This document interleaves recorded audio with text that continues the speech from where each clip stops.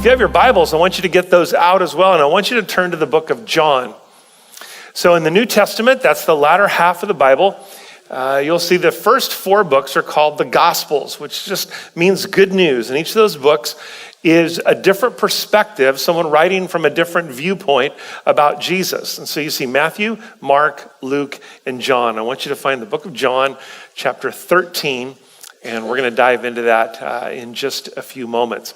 Hey, one of the things that I'm going to be sharing a little bit more about this through my message and really at the end to encourage you, but right at the end of this service, out in our quad area, you'll see there's a white tent out there, and it says Enter In, which is the series that we're in, but it is a serving expo, and out there is our 8 areas of ministry here at New Life, and within each of those, there's different places and ways that you can get connected and that you can serve. And in the backs of the chairs that you'll see there, you'll find this little card. It says volunteer. And we would love to have you come join us in this incredible thing that God's called us to do, is make an impact in lives. And you'll see these different 8 areas, and you could fill this out. You can go back there and you can get little kind of job descriptions, what's happening with each job. And each of them will have what we call our high 5 specific things that you need to know about that area of serving. But you can pick up some of those cards, you can read about them, you can find out more, you can ask questions. All of our ministry team will be back there after the service, and you can definitely do that. This is the way you can do it on paper. We also, through our app, if you were to download that, don't do it right now, but if you were to download it, at the very top of our app, there is a little box that says serve, and you can click on that. You can go through all 8 of those areas. You can see videos about the different ministries that go on, how you can get connected, and you can sign up right from your phone. A lot of you did this last weekend, and maybe this week you've been thinking about it some more. Maybe you want to go back there and ask some questions, but this could be the week you could take that one small step to make an impact not only in your life, but in someone else's life. So we hope you'll be thinking about that, of how you can take that step. Well, we're in this series called Enter In, and it's been this challenge for us to move from where we are, sometimes those safe places where we feel most comfortable and we don't really want to take another move, but how God calls us out of those safe, comfortable places to trust Him more. To say, okay, God, what do you have for me? And I will tell you this, every advance that has happened in your life, every time that you have moved to something new and you look back and you go, man, I was so afraid to take that step, or I was so cautious or nervous or whatever it might be. And when I did, it's taken me to where I am today. You see all those little bridges that you cross, all of those steps that you can take. And as we follow God, it's that same thing. We may be very comfortable. We don't want to move. We want to stay right where we are. But God's saying, listen, I have more for you. I want to build some things in you. I want to strengthen some things in you. So will you trust me? And I will tell you this, it is coming down to trust nearly every single time. Can I trust God in this? Last couple of weeks, we've looked at our resources, whether it's financial resources or our time or the gifts and skills and abilities that God has given each one of us. We're all in this thing. Is will we trust Him to say, okay, God, I'll take that step and I'll follow you in that. And I'm telling you, when we do, it is unmistakable what God wants to accomplish. And tonight, we're going to be talking about this one small step that we can take. It's not a giant leap. It's not this huge thing that we're doing, but just one small step to trust Him in this next thing. And we're going to look at this whole idea of kind of serving, of going outside of where we're, again, most comfortable and saying, God, I'm going to trust you even in this area. So we're going to dive into John 13 in just a moment. A few years ago, Gina and I were flying back. I don't even remember where we'd been, somewhere in the Midwest. And we were coming back on a plane. And I love sitting on the window seat in a plane. I just like it. Some people think, it's better on the aisle since I have long legs. But the window seat is the best one. And I sit there kind of with my face scrunched up against the window. And I'm trying to see all that's going on on the ground below me. And I'm fascinated by it, and no one else seems to be. Because I go, Gina, look. It's like crops down there. She's like, yeah, we live in the Central Valley. There's crops everywhere. But I just think it's neat to see it from 35,000 feet. You know, it's great. It's like, oh no, wait, look. The engine just fell off, but that one never gets any traction. But you know, you're looking out there and you see these things. And we were crossing the Sierras on our way back. And I was looking, trying to get as much as you can see out of those little windows. And finally I recognized that we were flying over Yosemite. And it was really cool because you could see Half Dome and you could see El Capitan, you could see, you know, the valley, and you're coming, of course, from the east. So you're kind of not diving into the valley, but you're coming over it and you see it. And man, it was so cool.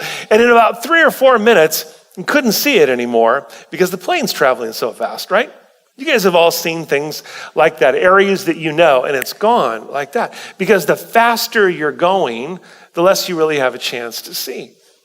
Now, we've been to Yosemite Valley numerous times, and we've driven all around the valley floor and up into Tuolumne Meadows in our car. And I'll tell you, we see a lot more from our car than you ever can see in a plane at 35,000 feet. But here's the other thing. I've ridden my bike around the valley, and I have hiked on a lot of those trails, and I've been to the top of Half Dome. And I've walked every step of that trail. And let me tell you, you see a lot more of Yosemite when you're hiking or you're biking on the trail. Because if you really want to see Yosemite, you've got to slow way down. And the slower you go, the more you see. And can I tell you, that's true of life as well. Because we are going at 100 miles an hour, right?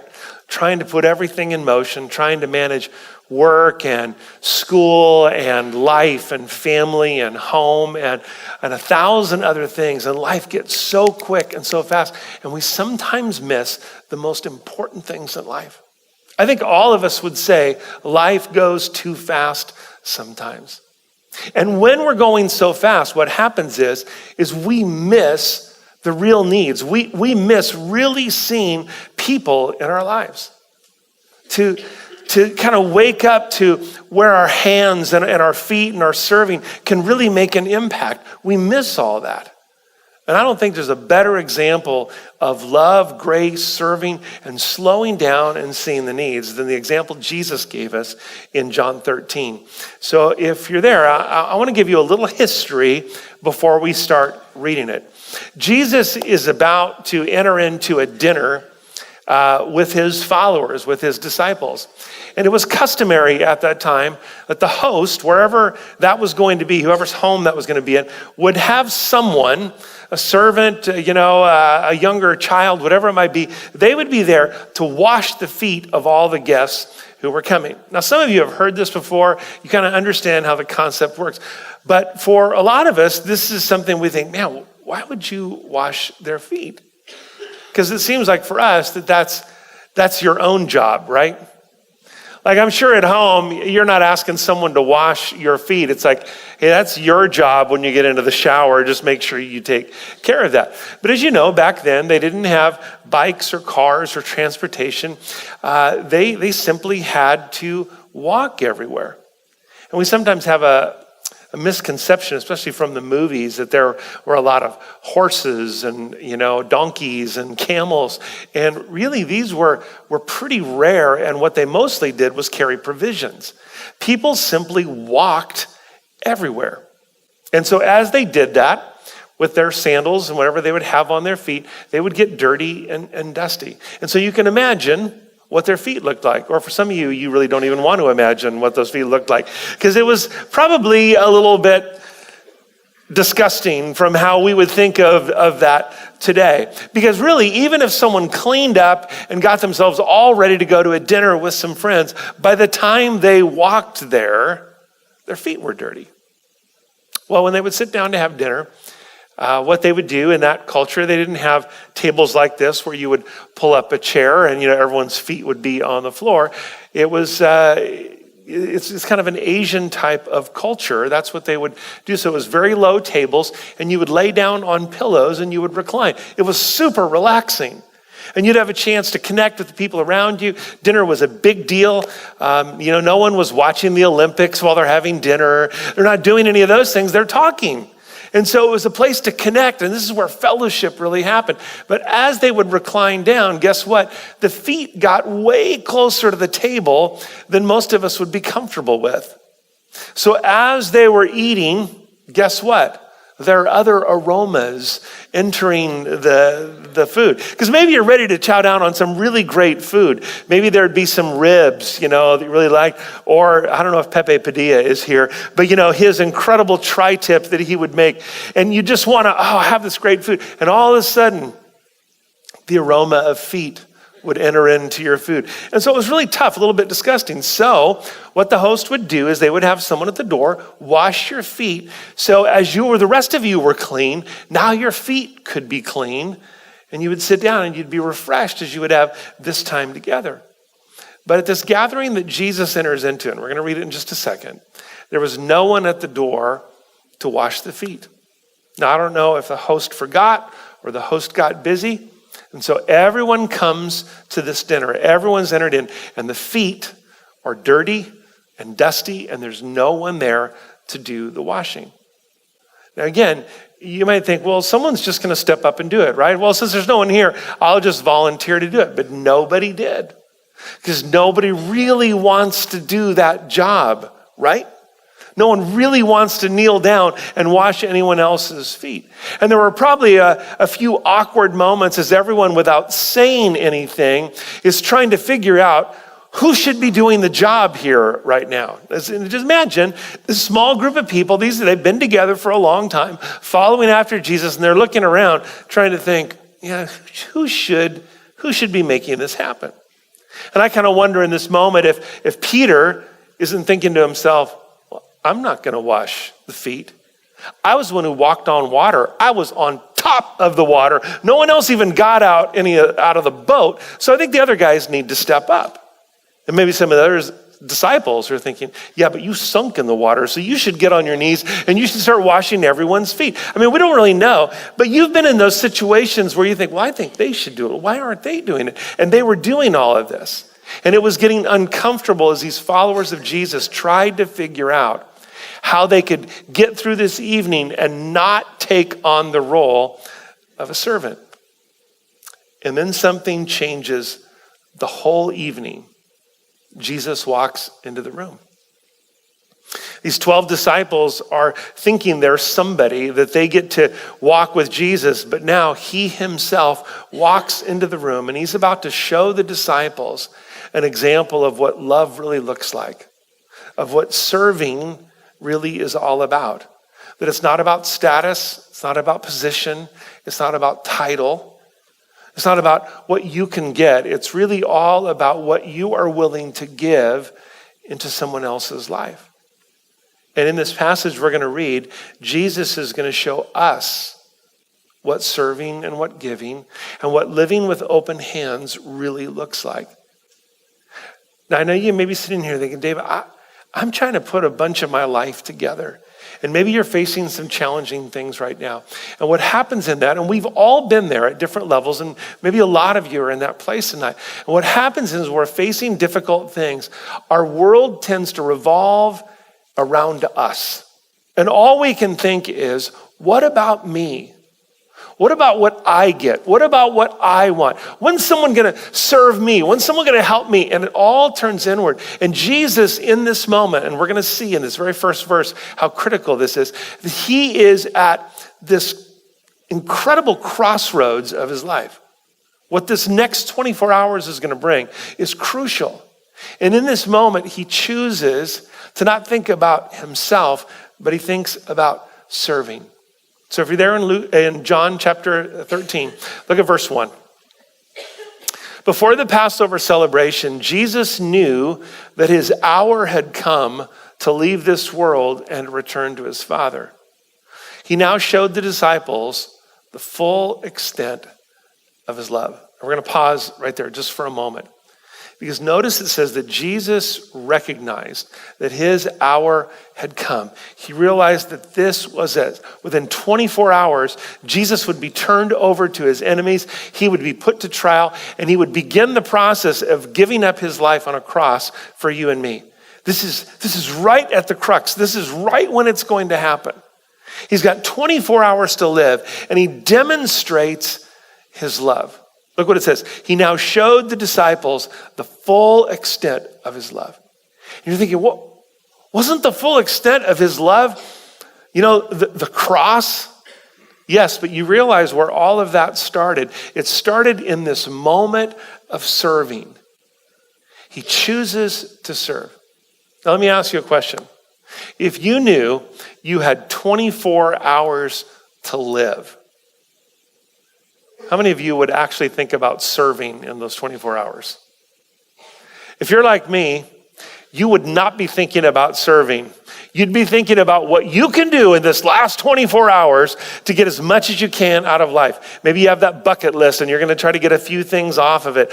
Maybe you're going to think, I only got 24 hours, so I'm going to go rob a bank. You can think of all kinds of things that you want to do because you think there's literally no consequences. I know I only have 24 hours to live. But Jesus, with 24 hours, is about ready to get down on his hands and his knees. He's going to wash his disciples' feet.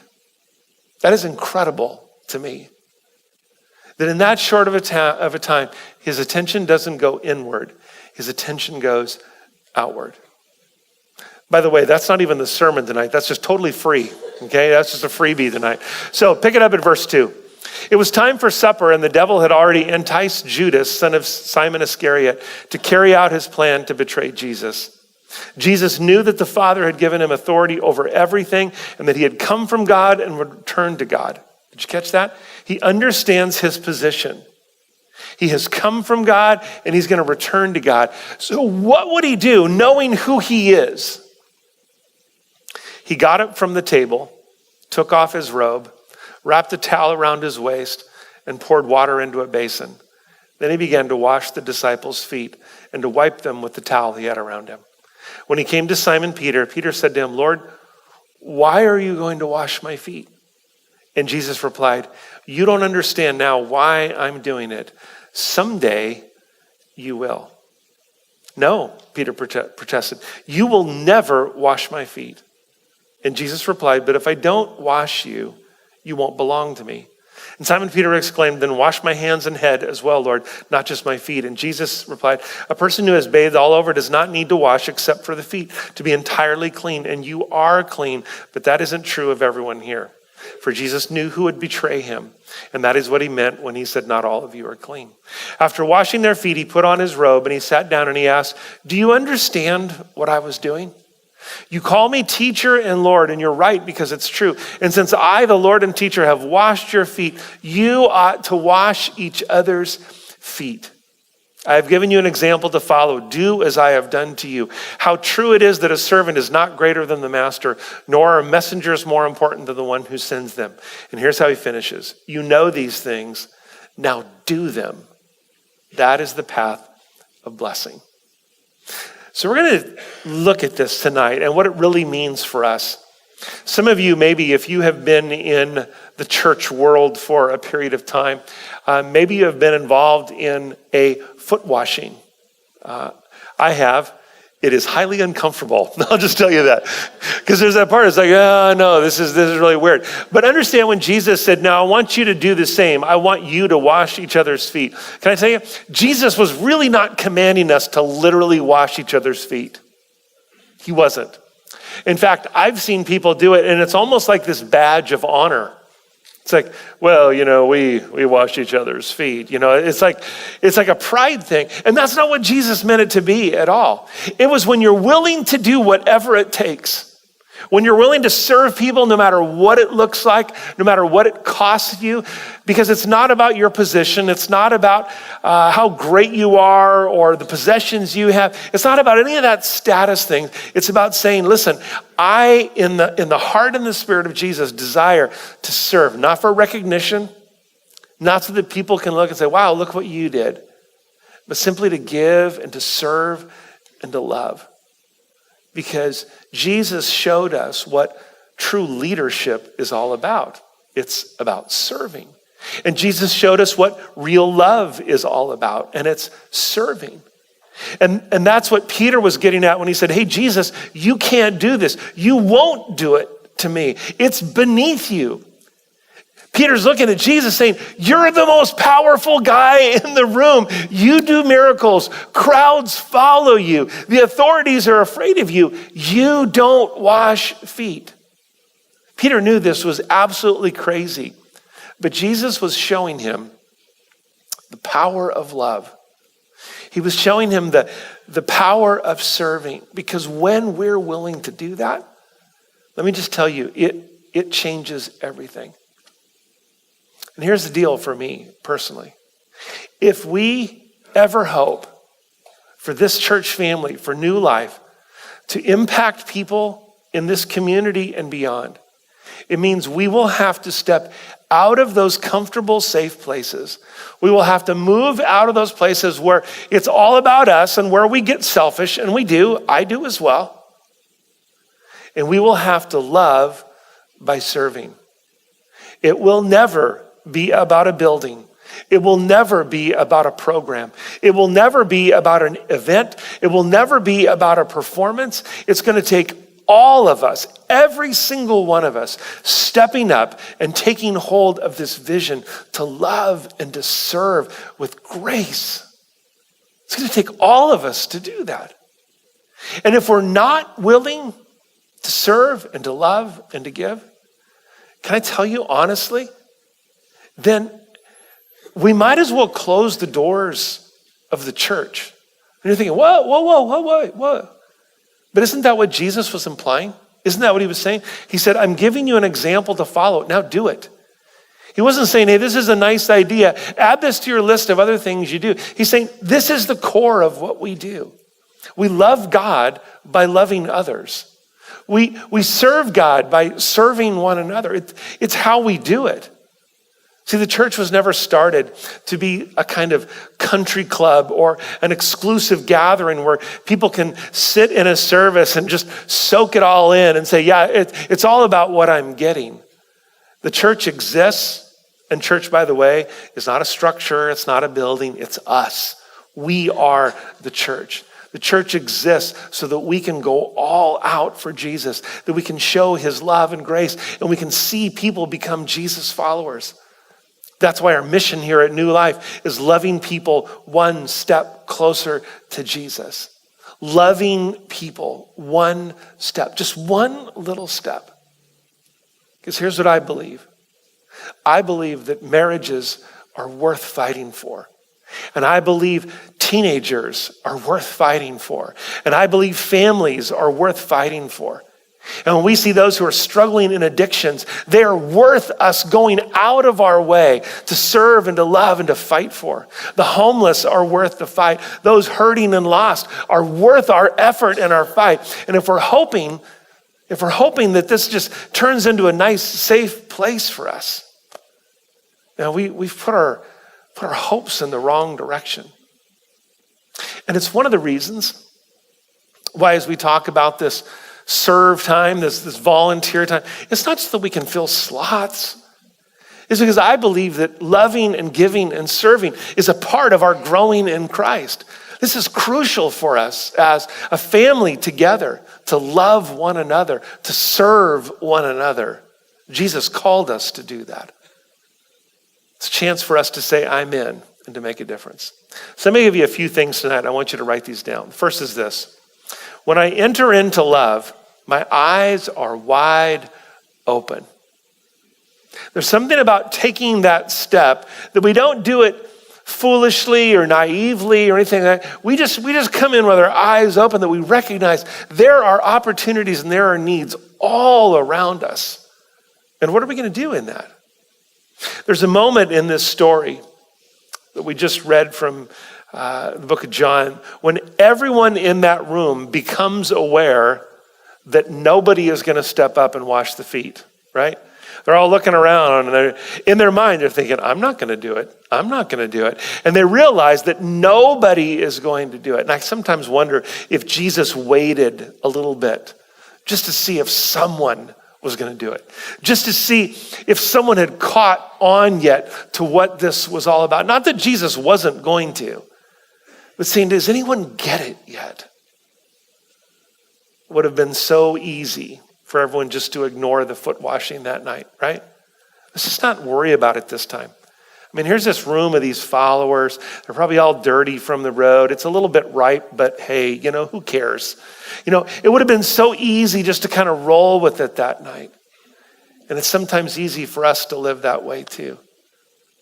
I'm sure needs are being met, right? I'm sure people are stepping up. I'm sure those in my neighborhood, I'm sure those in the community, I'm sure someone's doing something, right? We just keep hoping that someone will step up. And maybe the someone that God's tapping on the shoulder is you and is me. We can't just ignore the needs. We can't just pass by the opportunities.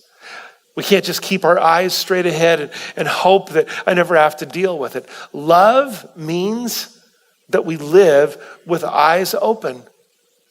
We see needs, we see opportunities, we see places and people, and we say, God, what are you calling me to do in that? I realize, and you probably have too, that none of us can meet all the needs. I can't do it all. You can't do it all. That's not even the point. The point is, can we do something? What can we step up and do? I will tell you, it's one of the things I've always loved about this church family. I've seen this church family step up and serve in amazing ways. I have seen people within this family reach into those who are broken and hurting and lost. I've seen people step into places where people are hungry for hope, and you do it. We've looked around with eyes wide open and said, we won't ignore the needs anymore. And it's where it all starts. And that's why I'm grateful to call New Life not just the place that I work at. It's not that I'm a pastor. This is my home. This is my family too. And that's why I love being part of this, because together, God wants to use us to make a difference. Write this down for number 2. Love always acts. Love always acts. It's not enough just to have our eyes wide open, right? It's not enough just to say, yeah, I see it all. I sure hope someone does something about it. It's not enough just to feel bad, right? I know that every one of us in this room has seen things on television, have watched things in our own community. We've driven by, somebody that's standing on a corner, and we feel bad. And by the way, this is not meant to be a guilt-inducing time. And you're thinking, well, you're doing a good job of it, Dave, because I'm feeling guilty. But it's not meant to be that. But it's meant to challenge us a little bit, to break through where we've just been safe and secure. And just say, okay, God, what are you calling me to do? It's not to stop every single time. It's not to meet every single need. But where are those times when we feel, man, something's happening, and we feel bad about it, but what's our next step? What do we do after that? Real love will always take it to the next level, because love acts. Look at verse 4 and 5 again. So Jesus got up from the table, took off his robe, wrapped a towel around his waist, and poured water into a basin. Then he began to wash the disciples' feet and to wipe them with the towel he had around them. Jesus saw the need and he acted on it. The greatest one of all, the greatest leader of all, showed what it's really all about.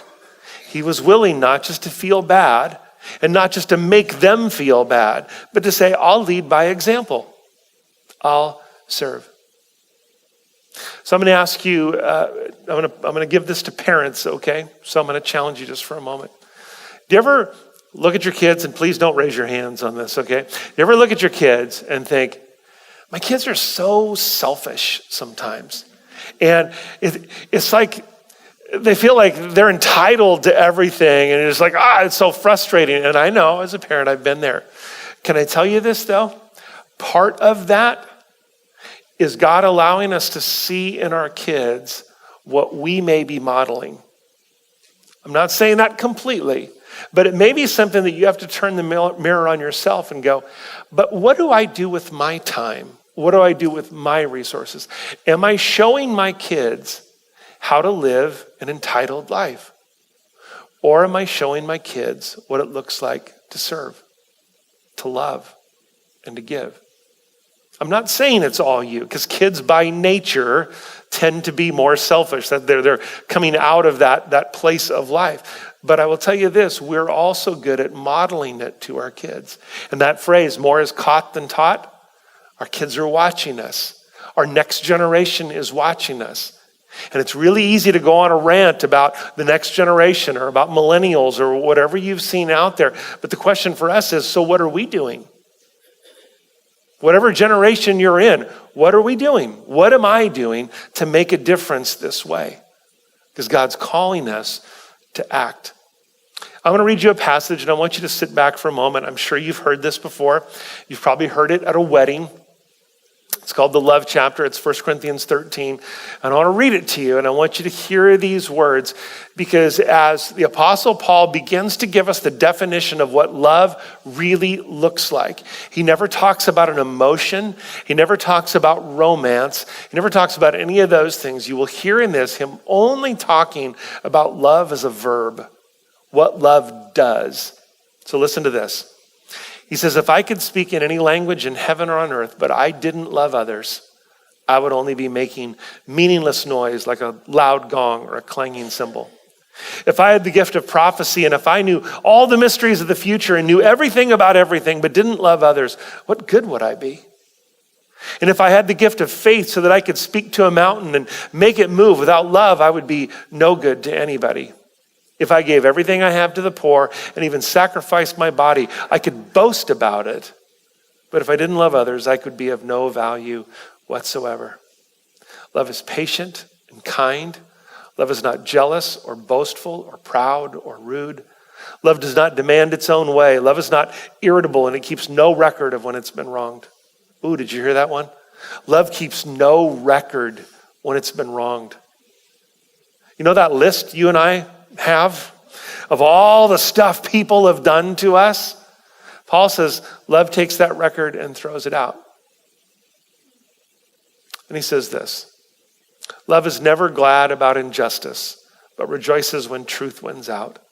Love never gives up, never loses faith, is always hopeful, and endures through every circumstance. Love will last forever. It's powerful, isn't it? Challenges at the very core of what we do and how we live and how we respond. Paul says, listen, the greatest of all these things, he goes on just a few verses later, says there's three things that remain, faith, hope, and love. And the greatest of these is love. And that's what God's calling us to. And it's not love on our own. It's love because of what Jesus Christ did for us. It's love because he's saved us and rescued us and forgiven us. And out of that incredible gift that he's given us, our response, not to earn God's love, but because he first loved us, we choose to love back. Changes the world. Changes the world. Writes down for number 3. I enter in with a Jesus attitude. With a Jesus attitude. Look at verse 6 and 7 back in John 13. It says, when he came to Simon Peter, Peter said to him, Lord, why are you going to wash my feet? And Jesus replied, you don't understand now why I'm doing it, but someday you will. Jesus was giving Peter an example that would mark the rest of his life. In fact, Peter would eventually give up his life to serving and to loving the church. And Jesus it's like he was speaking that truth into Peter's life. That you don't understand this now, but there will come a time when you do. It's like he was preparing him for his future. And Jesus came with this whole different perspective. Now, I know I've said this here before, that whole idea, if I was God, we're just really lucky that I'm not God, okay? And we're really lucky that I'm not Jesus, because if I was Jesus in this scenario, the whole conversation would have been a little different. Because Peter would have said, Lord, why are you going to wash my feet? And I would have said, why? Well, I'll tell you why. I'll tell you why. It's because all of you are too lazy to get off your rear end and do something for each other, okay? And you think you're all something because, you're walking around seeing miracles. But you know what? You're nothing. I'm Jesus and I'm God. And I'm the one who's down here on my hands and knees washing these nasty feet because none of you would do it. And then you know what else we'd do? We'd go, no, don't do it now. It's too late now. Don't think you're going to go wash them now. I'll take care of it. You know, we would be the martyr out there, right? And you know how we know that? Because we've done it a million times with other people. Oh no, don't get off the couch now. I've got it all taken care of. I mean, we would do that very same thing. That's how we operate. We'd have been a little ticked off. We'd have been a little frustrated with these disciples because no one is going to step up and do it. But Jesus showed this attitude of serving.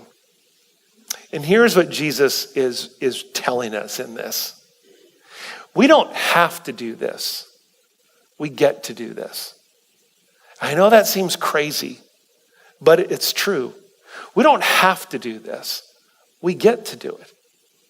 And when I think about how this church and how we as a family have responded, and even the opportunities we have here tonight with our Serving Expo, you don't have to serve around here. Please don't ever feel that. We don't have the need to around here. We get to do this. We don't need have-tos in family ministry. We need get-tos in family ministry. We don't need have-tos in life group. Well, you know, Pastor Jim, he was on me, so I guess I have to do this. That's not what it is.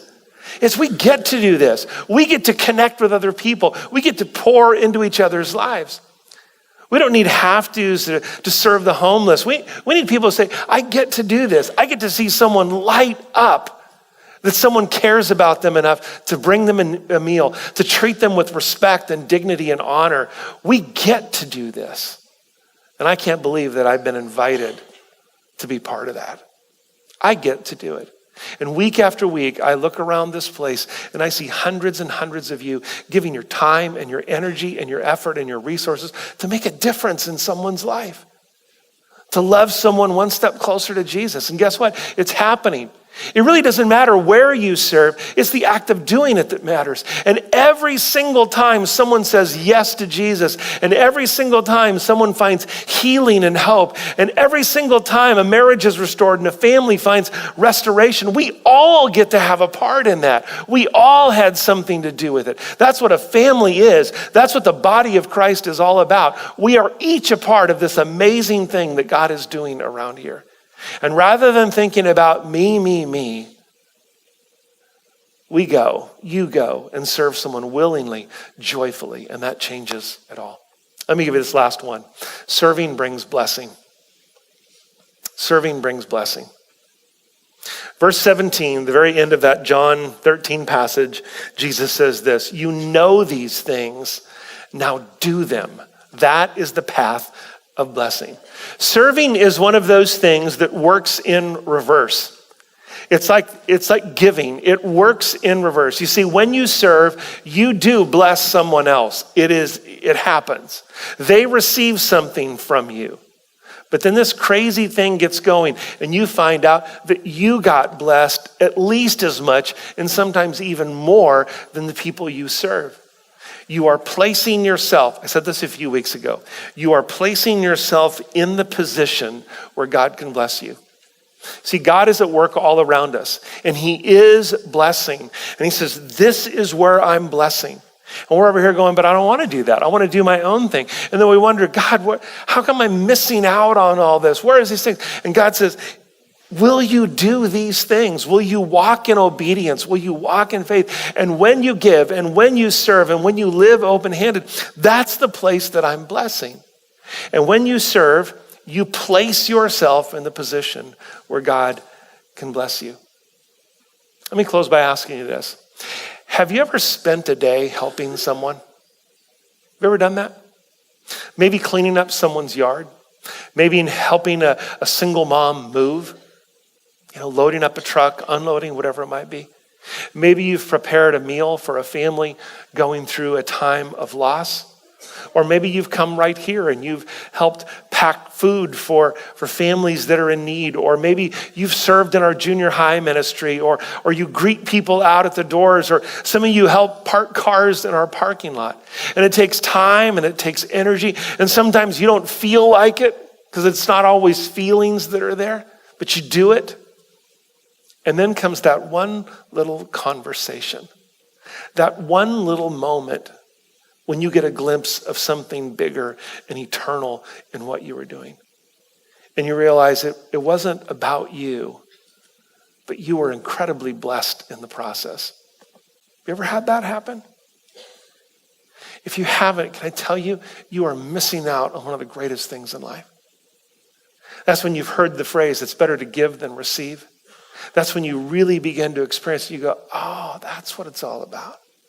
There's something deep in that. Some of you have experienced that, and I'm telling you, there's nothing like it. You experience what happens when you say yes to Jesus, when you take that one small step, when you enter in and you serve, and it changes everything. And I believe Jesus is inviting us to say, come on, trust me in this. Take a step, make a difference. Do that one little thing and watch what happens when you come and you love and you give and you serve. Would you bow your heads with me tonight? Father, tonight we just want to say thank you that you in your incredible love, you gave. And God, we read about it in the Bible, one of the most famous verses.